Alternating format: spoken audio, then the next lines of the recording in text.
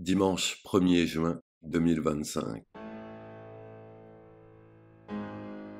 PSG, des jours et des jours d'apnée, comme dit Jérôme Réjas.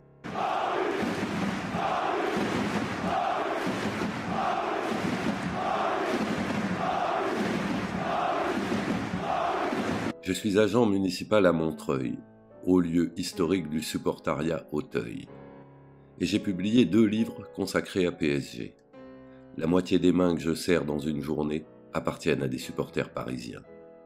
Plutôt des old-timers, il est vrai. Sourd en moi l'idée, aux confins de la superstition, qu'en pareille exceptionnelle circonstance, pour un supporter digne, il convient de se conduire, de vivre et de penser comme un joueur.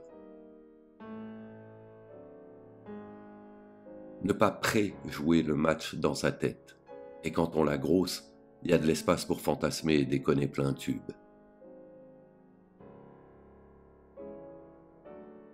Ne pas perdre enthousiasme, énergie et ferveur en les diluant en vain dans le vide. Les préserver pour le match. Tout le match. Rien que le match. Ne jamais sortir du match. Nuno, hier soir, après ses chocs avec Dumfries, est sorti de son match, pendant 3 ou 4 minutes, qui furent parmi les pires de ma vie. Ne pas tirer de plan sur la comète, surtout l'année où cette garce semble s'être alignée. Se refuser à composer l'équipe type. Et à polémiquer avec les provocateurs marseillais.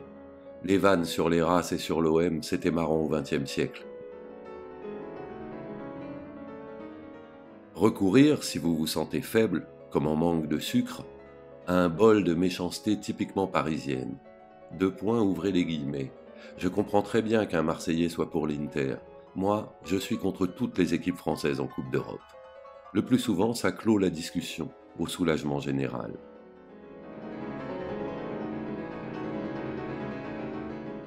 S'être résolu à découvrir les forces en présence au sortir des entrailles du stade que sont les vestiaires. Pas avant. Au moins, s'il y a un absent pour blessure, pas le temps de gamberger ou de se réjouir idiotement. Oublier, effacer l'adversaire de nos mémoires. L'adversaire n'existe pas, sinon il fait peur, forcément. PSG a toujours perdu à cause de PSG. C'est cette arrogance-là qu'il faut cultiver. Sinon, c'est des coups à se réveiller en sueur avec en tête le visage rageur de Lautaro après un but, ou le fils Thuram prenant tous les ballons aériens en se curant les dents, Dumfries contrant Nuno. S'extraire de la réalité à en ignorer rumeurs de blessures et ragots sur les négos de prolongation, déclic à polémique chronophage comme la période du mercato. Fuir les discussions à plusieurs. Un peu con, on se retrouve toujours en train de parler trop et trop fort. Ne pas hésiter à sourire niaisement, comme si on était ému, trop concerné, trop trouillard pour la ramener. Un peu d'indulgence dessale les vieilles plaies. Esquiver bien sûr les demandes de pronostic. Les profanes comprennent vite, du moins respectent et croisent les doigts lorsque je leur dis que ça porte malheur. Les convertis zèlent et lancent des questions à la volée pour montrer qu'ils connaissent l'effectif. Certains poussent et me disent « T'avais raison, Mbappé, il était toxique ». J'avoue que pour vider le trop-plein, il m'est arrivé de saisir cette perche-là, qui présente l'avantage de contourner la finale de la LDC. Parenthèse, attention, danger néanmoins. À trop tourner autour du sujet Voldemort-Mbappé, en miroir de qui nos genoux ont l'air si cool et si fresh, on peut glisser et se mettre à conjecturer. Barcola ou Doué pour début? Stop. Fuite recommandée. Remplir les temps vides. Dieu qu'il y en a dans une existence de Parisien à quelques heures de l'épreuve suprême. Et là, je m'en tiens au réel, au contact avec les autres. Mais quand tu te retrouves seul, ça devient une autre limonade. Comment se dribbler? Comment empêcher de monter une question cruciale, un doute légitime? Surtout lorsqu'on a l'habitude depuis tant d'années de couper les cheveux en 4, en 8, en 16 à propos de PSG, ses joueurs, ses supporters, ses dirigeants. En marchant dans la ville encore ça va. J'ai toujours lu les murs, élevés aux affiches, graffitis et panneaux d'information, à l'observation des gens, de leurs attitudes, de leurs démarches et de leurs vêtements. À plusieurs reprises, pourtant pathologiquement ritualiste, je me suis surpris à changer d'itinéraire le matin pour aller charbonner. Il me fallait du reconditionné pour me changer l'air à l'intérieur. Se postuler fébrile et choisir de subir la télé. Au passage, j'ignorais à quel point c'était Z, les capitaines Marlowe de José Dayan. Moki à côté, c'est David Lean. Plutôt qu'affronter Internet et les réseaux, la France étant encore un jeune pays en matière de football, avant les 3 derniers jours, le sujet n'envahissait pas les écrans moyens de la télé. La presse écrite n'existant plus que sur les cell phones, pas de une concernante à redouter dans le métro ou au bistrot. Quand même et malgré tout, de temps en temps ça monte sans prévenir. Si on gagne, j'écris rien. Y a pas de si on gagne.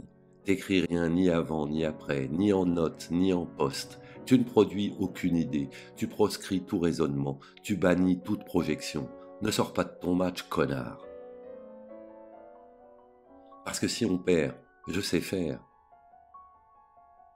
Les échecs s'expliquent, ils ont ou non des conséquences. On s'en remet. Chez nous, c'est même constitutif. Dans ma génération, tu deviens supporter dans la défaite et te définis comme parisien contre le reste du monde. Ça ne tue pas une défaite, ça se légende, ça attend seulement une exégèse. Même humiliante et emblématique au point d'entrer dans le dico. On anticipe son évocation, on a un arsenal d'arguments modulables pour parer et adoucir le coup. À force, la remontada est devenue pour moi une arme. Comme un chien de guerre se marque lui-même au fer rouge pour impressionner, c'est moi qui la lâche le premier quand ça débat virulent. Je la double comme un crochet au menton en missilant celle de la Corogne, largement aussi cruelle et désespérante. Mais une victoire. On en fait quoi d'une victoire en Ligue des Champions quand on est depuis tant d'années abonné à s'y faire rosser, légalement ou non, ce qui ne change absolument rien à l'impression physique éprouvée. J'en sais foutre rien. C'est comment d'être supporter d'une équipe dont l'esthétique complexe et complexée n'est plus la seule raison d'être. D'une formation qui s'est gagnée ailleurs que dans sa Ligue 1. D'un collectif sans vrai numéro 10. Inévitable remise en question dogmatique. Nous aimions d'autant plus les stars, les solistes, les créateurs, les génies, qu'ils nous faisaient cicatriser. Voudrait-ce dire que dans les années à venir, nos talents scouts ne chercheront pas le prochain Neymar ou le nouveau Verratti voué à nous consoler? Mazette. Et puis patatras, l'avatar même pas redouté. Me défiant du soupçon de conflit d'intérêts, je me garde bien de soulever le sujet LDC-PSG en conférence de rédaction au Montreuillois. Sauf que de lui-même il s'impose, et croit. L'idée, faire parler des Montreuillois supporters emballe tout le monde. Jérôme Réjas est tout désigné.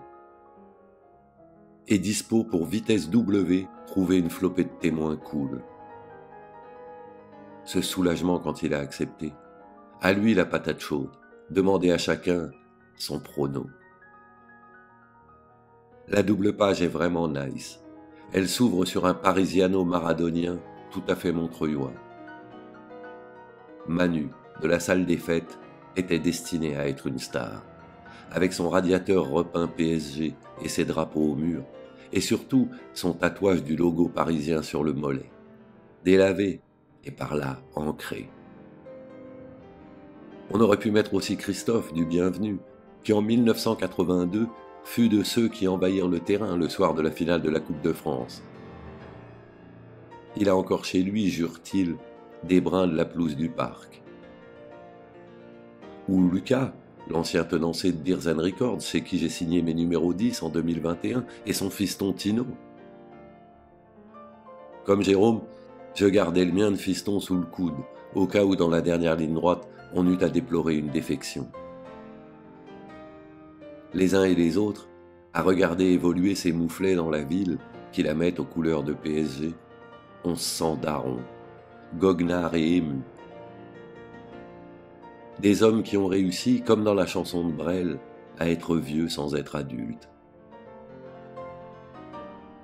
Ces petits cons sont tellement plus intelligents et connaisseurs que nous. Ça aussi, on se l'avoue.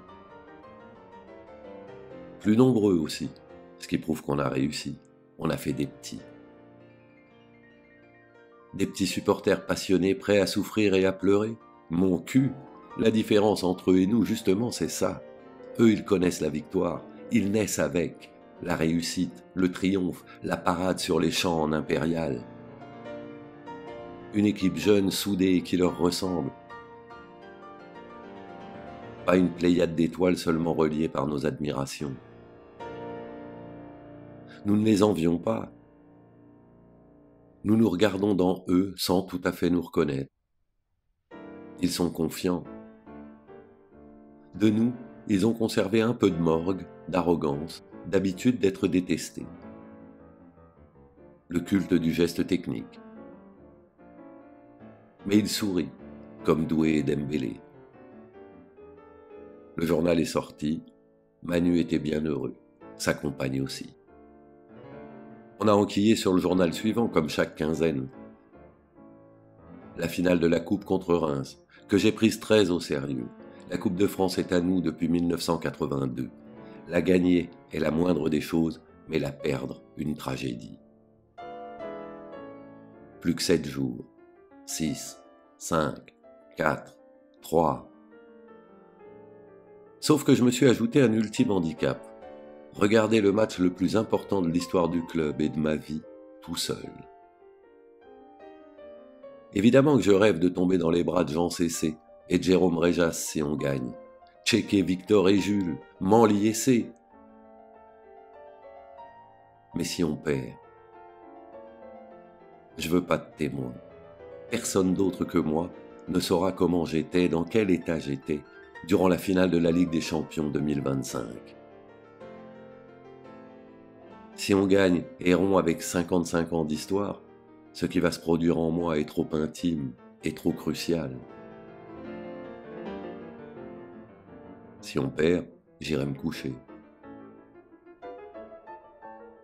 Hier soir, à 20h43, sortant du G20 de la place François Mitterrand, je constate que ce bon vieux parigot pro-OM Décimi est venu sur Facebook m'annoncer une énième déconfiture face à l'Inter. Maintenant je sais qu'on va gagner. Les Marseillais peuvent pas autant suinter pour rien. Tais-toi, pense à autre chose, flanche pas dans la dernière ligne droite. Je mets ta pizza au four? Non chérie, merci. Il regarde pas le match avec toi, ton beau-fils? Avec ses copains. Lui, il comprend très bien pourquoi je tiens à vivre ça tout seul. Tout comme je comprends très bien pourquoi lui doit le vivre avec ses potes. Les joueurs vont sortir du tunnel. Je mets le son. Je n'arrive même pas à me fixer sur la compo lorsqu'elle apparaît. Après, je plane. Entre lévitation, hypnose et concentration. D'habitude, être seul devant un match ne m'empêche pas de commenter, d'insulter. Seul, assis et silencieux face à la télé. À la mi-temps, je coupe le son, pas de commentaires. Qui dit analyse dit prospective, ne pas sortir du match. Nuno est venu me le rappeler malgré lui. Je me balade en attendant la reprise. Je gagne du temps de cerveau accessible au doute en multipliant gestes et déplacements inutiles. Jusque-là, ma technique a plutôt bien fonctionné. On mène. Chut, commence pas. Silence, on n'est pas encore grand. Un grognement par but, c'est tout ce qui m'a échappé. J'ai rigolé nerveusement à celui de Mayoulou. Me suis dit que Warren avait raté ce coche-là. Puis je suis resté bien 15 minutes amorphe, groggy devant ma télé. J'avais presque envie de dormir tant j'étais épuisé. Par ce match, par ces dernières heures, par ces années à attendre. Depuis 1977. J'avais envoyé un SMS au Neymarien vers 20h50. Bon match, mon grand. Quand je suis sorti de ma torpeur, j'ai vu qu'il m'avait répondu. C'est le plus beau moment de toute ma vie. De loin, j'essaie de rentrer vite. À la télé, il y avait Kimpembe qui pleurait à chaudes larmes. Alors moi aussi. Grégory Proch.